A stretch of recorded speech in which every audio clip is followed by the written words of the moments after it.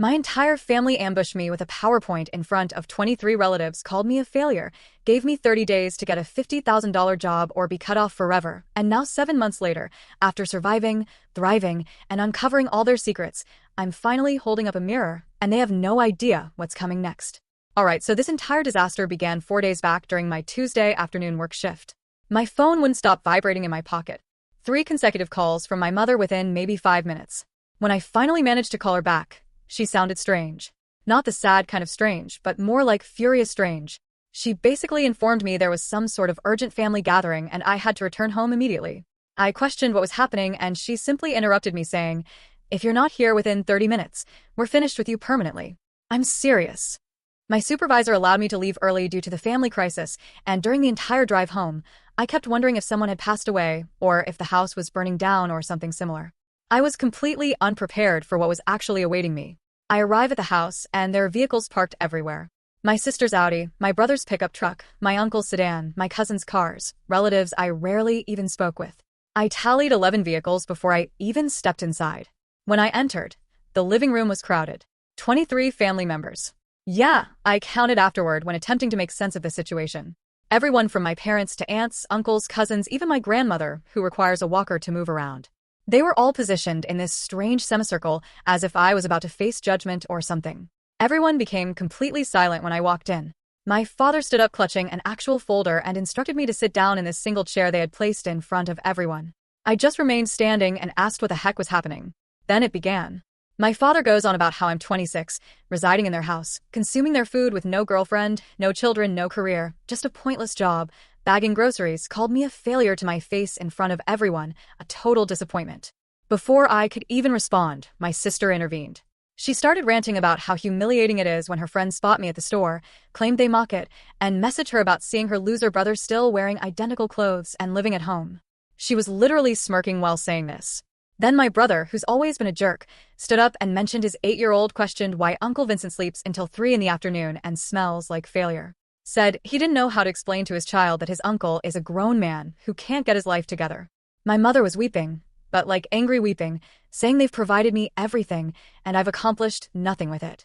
Then she revealed the bombshell. I have 30 days to secure a job that pays at minimum $50,000 a year, or I'm dead to them. No holidays, no birthday calls. Removed from the will, called me a parasite to my face. My aunt stands up next and announces they conducted a vote before I arrived. It was unanimous. Everyone agrees I'm cancer to the family's reputation and dragging them all down. Then my father pulls out a laptop and turns it around. They created a PowerPoint titled Vincent's Failures, a comprehensive analysis. Not even joking.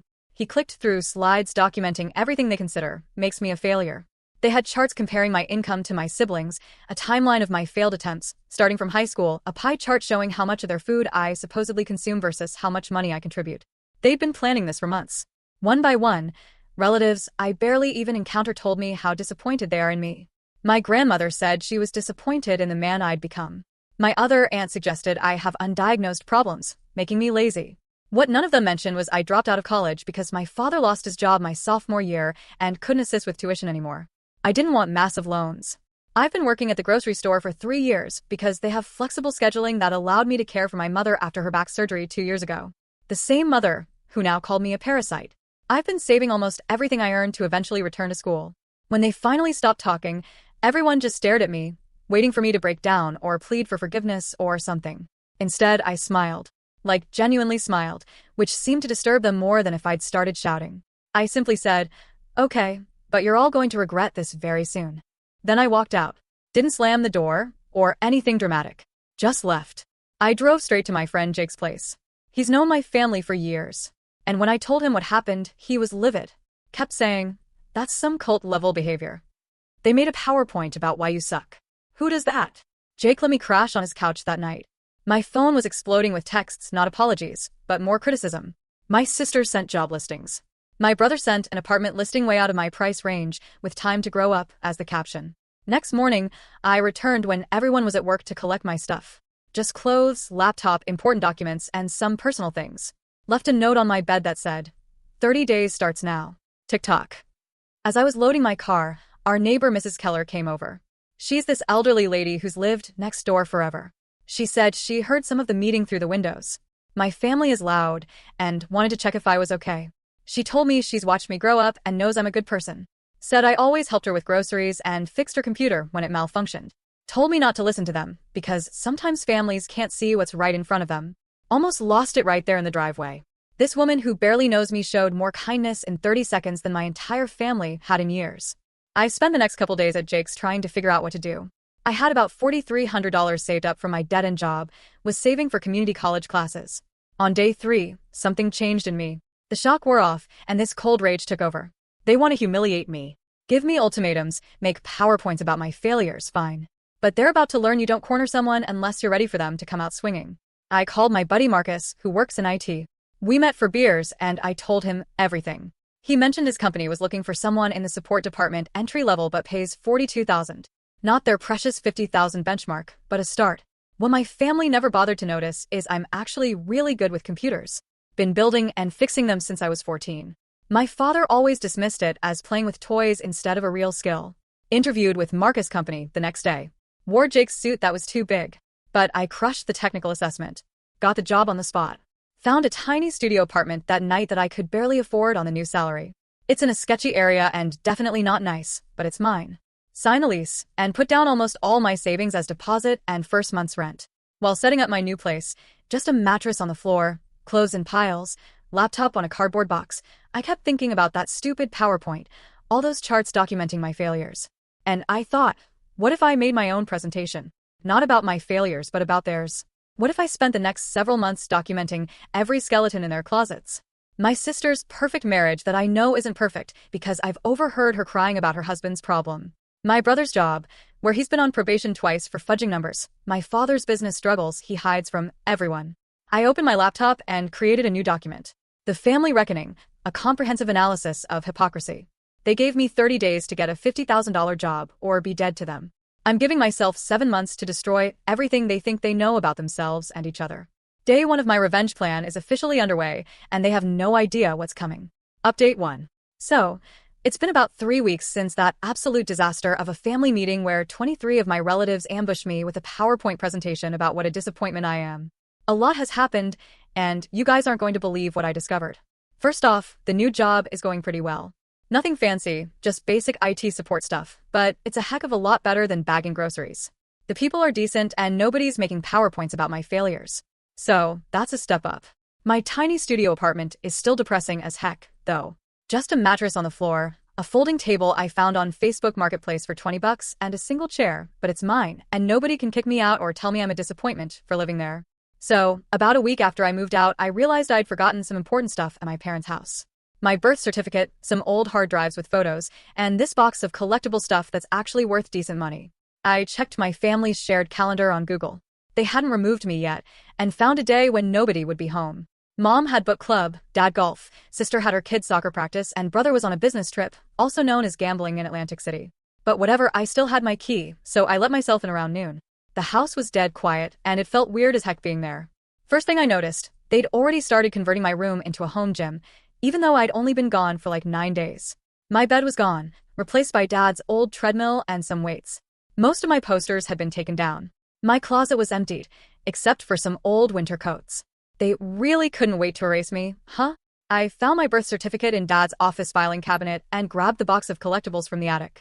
While I was up there, I noticed this cardboard box labeled Tax Docs 2018 to 2023 that was open. I'm not usually nosy about that stuff, but something caught my eye. A bunch of letters from the bank with final notice and foreclosure warning in red letters. I sat down right there in the dusty attic and started reading through them. Holy crap. Turns out my father's business has been tanking for years. They've remortgaged the house twice. They're 3 months behind on payments. And the best part, the most recent letter was dated just 2 weeks before their little intervention with me. So, while they were making charts about what a financial burden I was, they were literally on the verge of losing the house that I was supposedly such a parasite for living in. The irony. But wait, it gets better. I went to grab my external hard drives from my old desk that they'd moved to the basement. While I was down there, I heard a weird noise from the laundry room, like a dripping sound. I went to check it out and found this massive water stain spreading across the ceiling. Classic dad move. Ignoring home repairs while lecturing me about responsibility. As I was looking at the leak, I noticed my sister's purse on the dryer. She must have forgotten it when she did laundry. I'm not proud of this next part, but after everything they said to me, I looked inside and found her checkbook. I flipped through it and noticed something weird. She'd written multiple checks to herself from mom and dad with memo lines like house repair loan or emergency funds, but the handwriting was clearly hers. Not even a good forgery. I'm talking at least $15,000 over the last few months. My perfect sister, the one with the marketing job and the ideal life who called me a loser, has been stealing from our parents while they're facing foreclosure. And they have no idea. I put everything back exactly how I found it and continued searching for my stuff. In Dad's office, I needed to check if my external backup drive was in his desk drawer. When I opened it, I found a stack of betting slips. Turns out my brother's sales trips to Atlantic City aren't just occasional. They're weekly. And based on the amounts on these slips, he's dropping thousands each time. So, Dad's business is failing. Mom's enabling everyone. My sister's stealing from them, and my brother's gambling away thousands while his kid asks why Uncle Vincent smells like failure. Cool. I was about to leave when I remembered my old laptop was still somewhere in the house. I found it in the guest room closet and booted it up to make sure it still worked before taking it. That's when I saw a notification from our family's shared cloud storage that I hadn't checked in forever. I clicked on it and found a folder called Vincent Intervention with a PowerPoint they'd made, but also a bunch of other documents, planning emails going back months, a script of what each person would say, and the kicker, a document titled Financial Projections without Vincent's expenses. Turns out this whole "you need to grow up" intervention wasn't about me at all. They're so broke they needed my room to rent out for extra income. They were planning to list it on Airbnb the day after they kicked me out. They just needed a moral reason to justify kicking me out, so they wouldn't look like the desperate failing family they actually are. I copied all these files to my own cloud storage, grabbed my stuff, and got the heck out of there. But not before taking pictures of the foreclosure notices, my sister's checkbook, and my brother's betting slips. On my way out, I ran into Uncle Pete, my dad's brother, who lives across town. We've always gotten along, but he wasn't at the intervention. He seemed surprised to see me. "Why weren't you at the family roast?" I asked him. He looked confused, then angry when I explained what happened. Turns out they didn't invite him, because he and my dad had a huge fight last year. Over what? Dad borrowed $50,000 from Uncle Pete for business expenses and never paid it back. We went for coffee and Uncle Pete told me everything. How my father's business has been failing for 5 years. How my parents remortgaged their house to pay for my sister's extravagant wedding and to invest in my brother's startup that failed within 6 months. How they've been borrowing money from every family member with a promise of huge returns that never materialized. So that's why everyone was at that intervention. They all wanted their money back, and I was the scapegoat. Uncle Pete also told me something that made my revenge plan 1,000 times better. Apparently my parents don't actually own our family vacation cabin outright like they've always claimed. My grandparents set it up in a family trust that all the siblings have equal claim to, including Uncle Pete, and he's willing to help me use that fact when the time is right. I've been at my new job for almost 3 weeks now, and my boss already mentioned I'm picking things up faster than expected. There's a senior position opening up in 2 months that would bump my salary to exactly $50,000, the exact amount in their ultimatum. This morning, I got a text from my mom. "Have you found a real job yet? Your 30 days are ticking away." I didn't respond. They don't know I know about the foreclosure, or my sister's theft, or my brother's gambling, or that I've got copies of everything, or that I'm working with Uncle Pete, or that I'm about to hit their precious salary goal. They thought they were holding all the cards with their stupid PowerPoint and family vote, but I've got a royal flush they don't even know about, and I'm just getting started. Update 2. Hey Reddit, Vincent here with another update on the family drama. It's been about 4 months since my last post, and the situation has gone from bad to absolutely nuclear. So, last time I told you how I discovered my family's massive financial problems while getting my stuff from their house. Dad's business failing, sister stealing money, brother gambling, parents facing foreclosure, etc. Well, things have developed pretty fast since then, and I'm kind of shocked at how quickly their whole perfect family facade is crumbling. First, my job situation. Remember how my family demanded I get a $50,000 job within 30 days or be dead to them? Well, I got promoted last month. My boss called me in for my 90-day review and said I was picking things up faster than anyone they'd hired in years. They bumped me to Tier 2 support with a salary of $52,500. I didn't even have to ask. They just offered it. I texted my mom a screenshot of my offer letter with just mission accomplished 52.5K. She left me on read for 3 days, then finally responded with, "That's nice. When are you coming to Sunday dinner?" Like what? No apology, no acknowledgement of their ultimatum, just acting like nothing happened. I didn't respond. My apartment situation has improved, too. Got a decent bed frame from IKEA, a small couch from Facebook Marketplace, and an actual desk setup. It's still tiny, but it feels like a real place now instead of just somewhere to sleep. But the real tea is what's happening with my family. About 2 months ago, I was on the phone with Uncle Pete, Dad's brother, who didn't attend the intervention and has been helping me. He mentioned offhandedly that my parents were asking various family members for emergency loans. This was interesting because according to their PowerPoint, I was the financial burden dragging them down. With me gone, shouldn't they have more money? Uncle Pete and I started comparing notes. And it turns out my parents have approached literally every family member who attended that intervention asking for money. Most have refused because Dad already owes them from previous loans.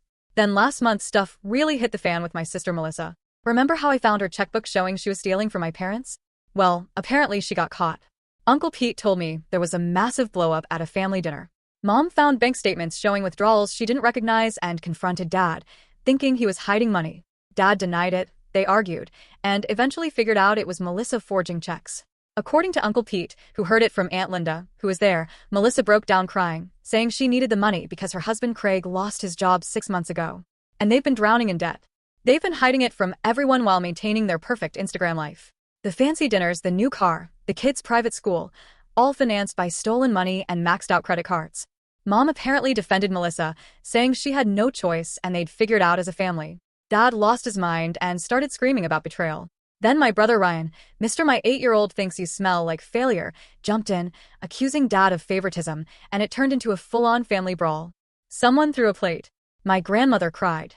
Classic holidays special episode stuff. The next bombshell dropped 2 weeks ago. Ryan's wife, Ashley, called me out of the blue. We've never been close. She's always been as judgmental as Ryan, but she sounded desperate. Their 8-year-old son, the one who apparently thinks I smell like failure, had found betting slips in Ryan's car and asked what they were. This led to Ashley discovering Ryan's gambling problem is way worse than anyone thought. He's burned through their savings, maxed out credit cards, taken loans from sketchy online lenders, and even borrowed money from his workplace that he needs to replace before they notice, also known as embezzlement. All while maintaining this image of successful salesman with perfect family. Ashley wanted to know if I had money to lend them, because family helps family. Her exact words.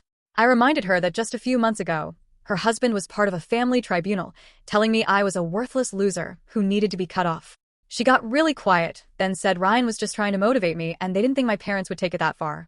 I told her I couldn't help financially, but suggested she talk to a lawyer about protecting herself from Ryan's debts before things get worse. She hung up on me. Meanwhile, the foreclosure situation on my parents' house is accelerating. Uncle Pete has a friend who works at the bank. Small town, everyone knows everyone, and they're in the final notice stage before the bank takes legal action. Dad's business is basically dead. His last 2 employees quit because he couldn't make payroll. Remember that family vacation cabin I mentioned? The one my parents always claimed was theirs, but is actually part of a family trust. Uncle Pete and I made an interesting move there. The trust requires unanimous consent from all named parties to sell or refinance the property. My parents have been trying to take out a loan against it to pay off their debts, but they need Uncle Pete's signature. He's refusing to sign unless Dad repays the $50,000 he borrowed. Dad can't repay it because he doesn't have it.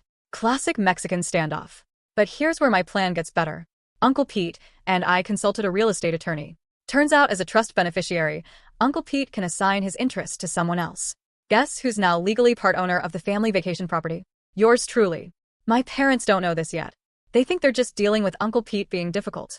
They have no idea I'm now legally entitled to vote on any decisions regarding the property. And I've got some plans for that leverage.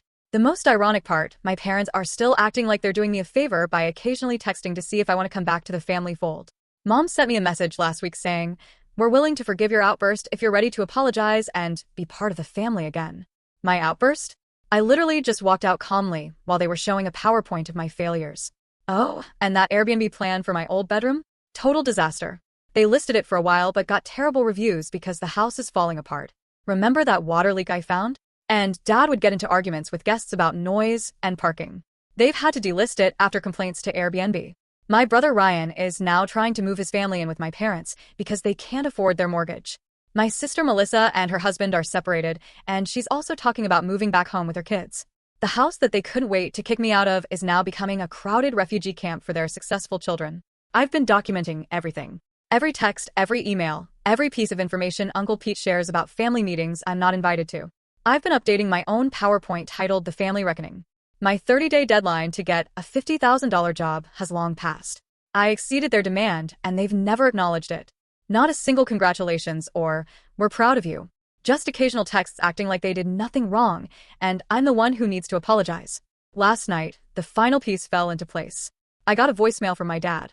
He sounded different, Not angry or judgmental, but desperate, barely even recognizable.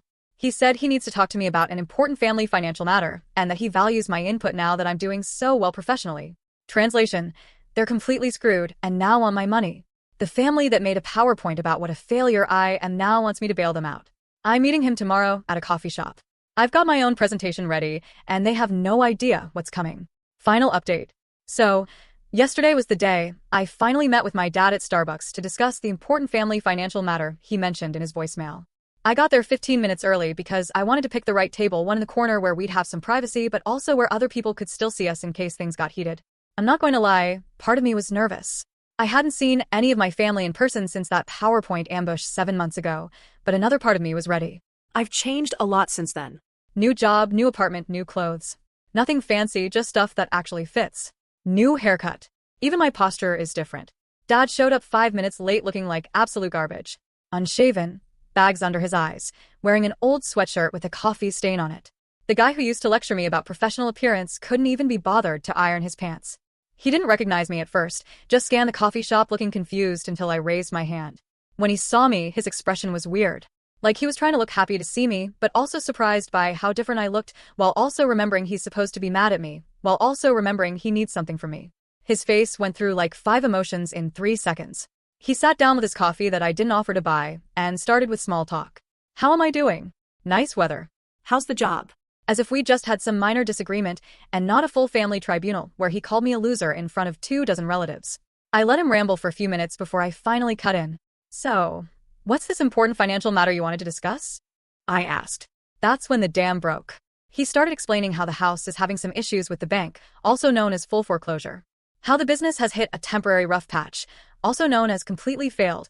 How my sister is going through a difficult separation, also known as husband left after discovering theft, and how my brother is dealing with some personal challenges, also known as gambling addiction and possible embezzlement. The whole time, he kept using phrases like as a family and pulling together and temporary setback. Never once mentioned the PowerPoint or the ultimatum or anything they'd said to me. After like 20 minutes of this, he finally got to the point. They need $60,000 by the end of the month to stop the foreclosure proceedings or they lose the house. Mom's been too proud to ask me for help, but they're exploring all options. I just sat there for a minute, took a sip of my coffee, then I pulled out my phone and showed him my screen. I've received 84 messages from family members in the last 72 hours, I told him. 84. Would you like to know what they say? He looked confused, but nodded. I started reading them aloud. Not super loud, but enough that he was visibly uncomfortable. From Mom. Vincent, honey, we really need to talk about a family emergency. Please call me ASAP. From Melissa. Hey little bro, I know we haven't talked in a while, but I really need your help with something. Call me from Ryan. Yo, need to discuss something important money related. Call me from Aunt Linda, who called me cancer to the family. Vincent, dear, your mother told me about your wonderful new job. We're all so proud. Would love to catch up soon. From Uncle Dave. Your father mentioned you're doing well at work. Any chance you could help out your old uncle with a temporary loan? We'll pay back with interest. There were literally dozens more just like these. Cousins who laughed at me during the PowerPoint now saying they always believed in me. Relatives who agreed I was worthless now asking for financial advice. My brother's wife who hung up on me now saying I'm the responsible one in the family. My dad's face got redder and redder as I kept reading. He finally interrupted saying they all just miss me and want to reconnect. That's when I pulled out my laptop. I opened a folder and turned the screen toward him. Do you recognize this? I asked. It was their PowerPoint. Vincent's failures. A comprehensive analysis. I'd found it in their shared cloud storage. His face went pale. He started saying it was taken out of context and just meant to motivate me. I clicked to the next file. Screenshots of my sister's forged checks. Then the next photos of my brother's betting slips. Then the next, the foreclosure notices. Then the next, the trust documents for the family cabin with my name now listed as a beneficiary alongside Uncle Pete. With each click, he got quieter and more deflated. When I finally closed the laptop, he just stared at the table. That's when I made my offer. I told him I was willing to help the family, but on my terms. I would not give them $60,000 as a gift or loan. Instead, I would use my savings, about $25,000 at this point, to form an LLC with Uncle Pete. This LLC would negotiate with the bank to purchase the existing mortgage at a discount, which Uncle Pete's banker friend confirmed was possible given how close to foreclosure they were. My parents would then make payments to our company instead of the bank, at a slightly lower interest rate, but with strict terms. My sister would sign a formal agreement acknowledging her theft and agreeing to repayment terms. My brother would enter gambling addiction treatment and financial counseling. Most importantly, every single person who attended that intervention would record a video apologizing and explaining exactly what they said about me and why they were wrong. My dad started sputtering about family doesn't need contracts and how this was cold and businesslike. I just laughed. Was it warm and family-like to ambush me with 23 relatives and a PowerPoint about my failures? Was it warm and family-like to give me 30 days to get a job that none of you have or be cut off forever? He had no answer for that. I told him these were my terms. Take it or leave it. If they leave it, they lose the house. Simple as that. I got up to leave, and that's when he grabbed my arm. You can't do this to us. He said, we're your family. I looked him right in the eyes and said, no, you are my family. Then you voted unanimously that I was cancer. Now I'm your mortgage holder. Decide by tomorrow or the offer expires. I walked out feeling like a boss. I drove home to my apartment, made some dinner, and tried to relax, but my phone would not stop blowing up. Mom calling and texting that I was breaking her heart by being so cold.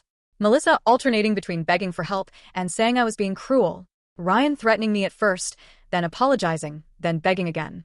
Even my 8-year-old nephew, the one who allegedly asked why I smell like failure, sent a message from his mom's phone saying he misses me and wants me to come to his birthday party. Around midnight, I got an email from my dad. Just 2 words. We accept. The next day was wild. I had already set everything up with Uncle Pete and his lawyer friend. We met at the lawyer's office. Me, Uncle Pete, my parents, Melissa, and Ryan. Everyone looked terrible except me and Uncle Pete. One by one, they signed the papers. Mom cried the whole time. Dad looked like he aged 10 years overnight. Melissa couldn't even look me in the eye. Ryan kept checking his phone like he was waiting for some miracle to save him. When it was done, I handed them each an envelope. Inside was a script they needed to record on video, acknowledging what they'd said about me in the intervention and apologizing for it. I made it clear these videos weren't for public sharing. They were for me. Dad started to argue, but Mom just touched his arm and shook her head. They knew they had no choice. I also gave them each a copy of my own PowerPoint. The Family Reckoning, a comprehensive analysis of hypocrisy. It detailed everything. The failed business, the theft, the gambling, the foreclosure, the lies, the manipulation, all with charts and graphs, just like they had done to me. Over the next week, the videos started coming in not just from my immediate family but from aunts, uncles, cousins, everyone who was there. Some were angry, some were tearful, some were clearly just reading the script to get it over with, but they all did it. My favorite was from Aunt Linda, who had called me cancer to this family's reputation. In her video, she could barely speak through her tears, admitting that she'd been jealous because her own son, my cousin, was actually living in her basement at age 34 and had never held a job for more than 6 months. She'd projected all her disappointment onto me. Last night, I organized everything into one final presentation. Then I sent out a group text to everyone who had attended the original intervention, inviting them to a Zoom meeting. They all showed up, all 23 of them, some alone, some in groups, huddled around the same screen, all looking nervous as heck. I shared my screen and played a montage of their apology videos, followed by a slideshow of my achievements over the past 7 months. Job promotion with salary confirmation, bank statements showing my savings growth, my apartment lease, the LLC formation documents, the mortgage acquisition papers. Then I played their original PowerPoint side by side with mine. Their Vincent's failures next to my family reckoning. It was poetry. When it was done, there was total silence. Nobody knew what to say. Finally, I spoke. 7 months ago, you all decided I wasn't worth being part of this family. You gave me an ultimatum based on a number. $50,000. I've exceeded that number. I've also discovered that while you were calling me a failure, you were all hiding your own failures. While you were calling me a financial burden, you were drowning in debt. While you were demanding I grow up, you were acting like children. I'm not cutting you off like you tried to do to me. I'm not saying you're dead to me. I'm not making a PowerPoint about why you're failures. I'm just showing you that actions have consequences. Words have consequences. From now on, our relationship is on my terms. Some of you I might forgive eventually, others never. But none of you will ever talk to me the way you did in that living room 7 months ago. Not ever again. Then I ended the call. This morning I woke up to another flood of messages. Some angry, most apologetic, all desperate in some way. I haven't responded to any of them yet. I'm taking my time deciding who's worth keeping in my life and who isn't. The family cabin that they were trying to leverage. Uncle Pete and I are going there next weekend, just the 2 of us. He says he wants to teach me to fish, something my dad never bothered to do. My parents' house that I now partially own through the LLC. They can keep living there as long as they make the payments. If they miss one, they're out. Business is business. My sister's theft, she's on a strict repayment plan, and I've required her to take financial management classes. My brother's gambling, he's in a program now, and his wife has control of their finances. He hates me for it, but his kid might actually have a father who doesn't lose everything. Am I being harsh? Maybe. But I didn't start this. They threw the first punch with that ambush. They tried to destroy me to save themselves. All I did was survive, thrive, and then hold up a mirror. 7 months ago, I walked out of that house with nothing but a promise. You're all going to regret this. Today that promise is fulfilled.